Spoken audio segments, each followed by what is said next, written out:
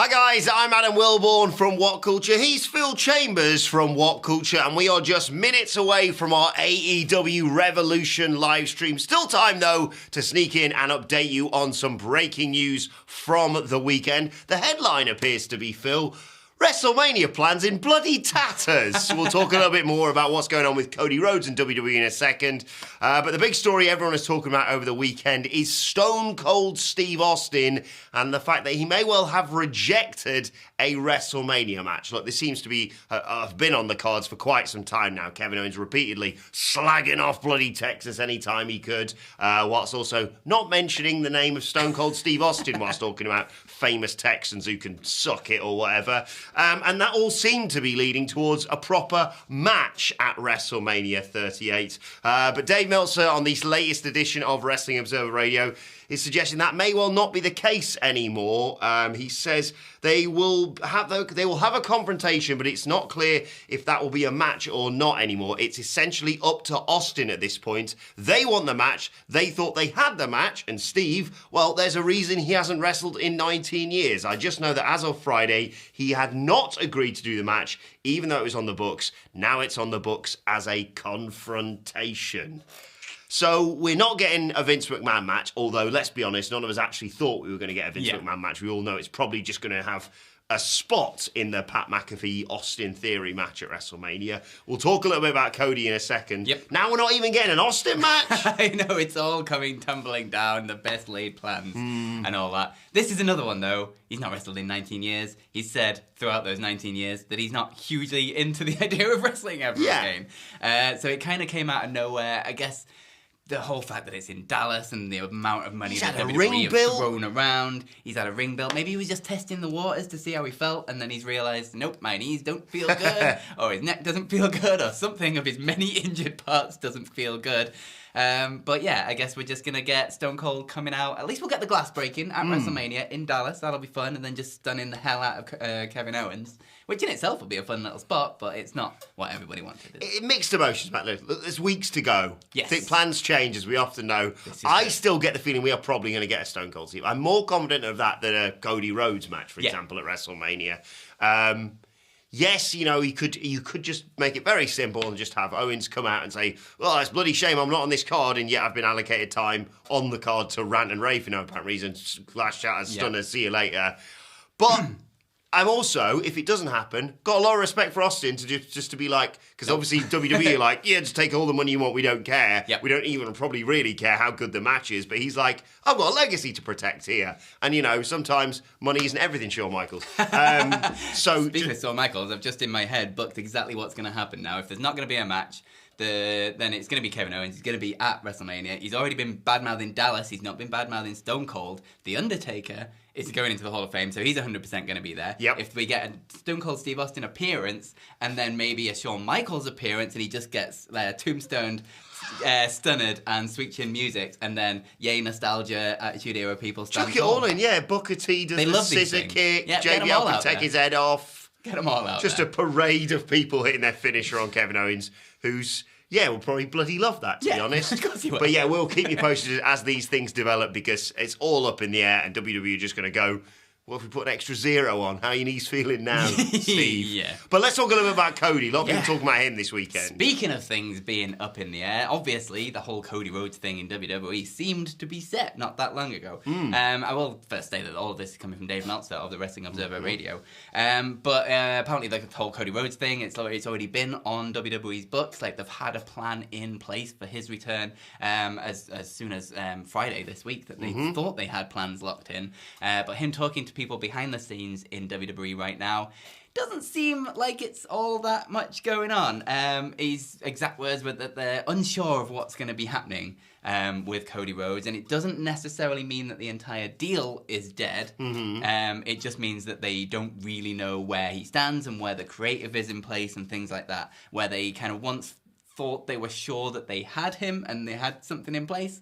they're just not sure anymore. Yeah. So it's all kind of up in the air. It might just be creative. There might just be having niggly problems with what happens and when he comes back in.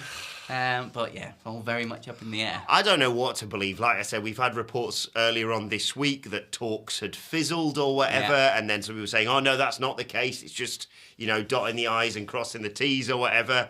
I'm astonished that it was like, it hadn't. I know you can't really start negotiations whilst you're with another company, but you'd expect them to basically have an outline of what the plan was before Cody left AEW. Yeah. And yet now I'm hearing reports that they gave him one offer and then they went, actually, change that. How about less? And also the creative side of things is crucial, isn't it? Very much so. It's almost more Especially to a guy like Cody Rhodes. Yeah, more so than the money. I'm sure the money is part of the reason why he has left AEW potentially. Yeah. But as much as, money's great, I suppose, you don't want to go from being what he was in AEW, admittedly it was all a bit murky towards the end, to disappearing into Stardust. The yeah, in WWE. I don't know what's going to happen with this. I still get the feeling he's going to end up in WWE. I think so, yeah. It's so up in the air. This thing changes all the goddamn time. It's like you haven't got any main eventers outside of the obvious ones. Yeah. So just say, would you like to be a main eventer? And then we'll build maybe to you and Roman at a big show. Yeah. Like we've got 2 world titles. We're inventing another one after we merge those two. Bring him in the Raw after WrestleMania. Get him the huge WrestleMania level pop. Give him the first kind of fan base. Like Roman beats Brock. Let's just say. Give him the first reign as the new champion of whatever world title you then invent, or give big gold belt. There you go. Bring that back. Everyone wants to see that back. All over the bloody place. We'll have to see. For all these things. So no one cares about Revolution tonight, of course. Everyone's talking about WWE's MSG show this weekend. Who is going to face Brock Lesnar for the title? Are they going to bring Cody Rhodes back? No, of course they're not. If you actually thought that, you're an idiot. But there was a lot of speculation because obviously Paul Heyman was like, well, if you're not facing Lashley to defend your WWE Championship, I'll get a suitable replacement. Yep. It was Austin Theory. And he got squashed like that, according to reports. Now, granted, post that, you've probably seen the images of a bloodied Brock Lesnar. In fact, you know what? That's enough blood for me today. I don't need to see any more blood for the next 24 hours. Yeah. So join us for Revolution, the Danielson-Moxley, I'm going to make you bleed, and the dog collar match later on tonight. But yeah, after all the build-up, it was an Austin Theory squash. Of course it was. What else was it going to be? Come on, he was going to squash someone. You weren't expecting like a 10-minute classic from Brock Lesnar with Bobby Lashley or whoever. Yeah, it was always going to be someone. It was very funny logging onto Twitter this morning and seeing, it just shows you like old tweets. Yeah. And it was like 5 hours ago, people were like, whoa, here we go, refreshing their feed. Oh, it's Theory. No, I love Austin Theory. I think he's one of the best young wrestlers that WWE have got. He took an F5 off the top of the bloody pile. Yeah, fantastic. But he needs his revenge. Not an adequate replacement in my book. No, absolutely not. I think Roman Reigns came out to attack Lesnar afterwards and said some things to send the crowd home happy. Question mark? I guess. I don't know. But yeah, that was that. I mean, what more did you expect? Well, there you go. It is still title for title at WrestleMania. It is. And they don't really know what unification still means. They think unification is merge 2 belts together, right? That's, I suppose, is unification. Invent a new belt. What? I mean, AEW didn't know what it means either. Nope.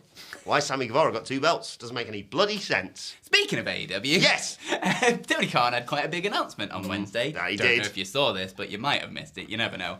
He's buying Ring of Honor. We all know that. But Dave Meltzer and the Wrestling Observer have a little bit more news about this as well. And the news is that Ring of Honor TV tapings are going to be going ahead. They're going to be resuming after April, after their big Supercard of Honor show in Dallas in WrestleMania weekend. And that it's going to be continuing independently of AEW. So what is the plan going to be there for Tony Khan? Is he going to do some kind of invasion angle? Is he just going to keep them completely separate and never the two shall meet?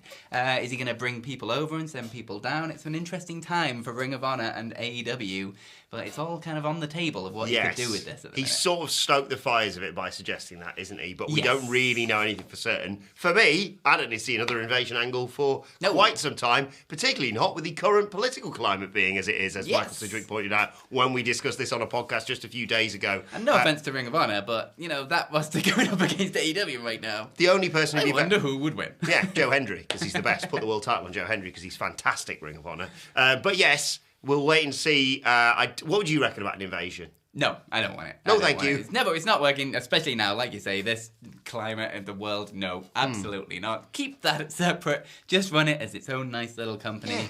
But be the NXT to AEW's WWE main roster, effectively. I'm not saying pat on the head. Oh, you're the developmental. We'll put all the people who can't wrestle down there. Is it the NXT to AEW Dark? Yeah, the NXT. I don't really know what the AEW, and then what is AEW Dark? I don't know. Yeah, what's the pecking order of these things? That's a very good question. But we've got to get ready for Revolution. We'll leave that for another news video. Let us know your thoughts on that and all of today's news stories in the comment section below. Don't forget to like, share, subscribe to What Culture Wrestling, wherever you get your podcasts from, for daily wrestling podcasts. And myself and Michael Hamblett probably talking gibberish in a few hours, because this AW Revolution show is going to go on for bloody ever. 9 matches and a contract signing. And 3 on the pre-show. 3 on the king. I'm never going to sleep again. Join us for that, though, because it's going to be a load of fun. But for now, you can follow Phil Chambers on Twitter at PhilMyChambers, and you can follow Adam at Adam Wilborn. Follow us all at WhatCulture WWE. For now, my thanks to Phil. Thank you for joining us, and we will see you soon.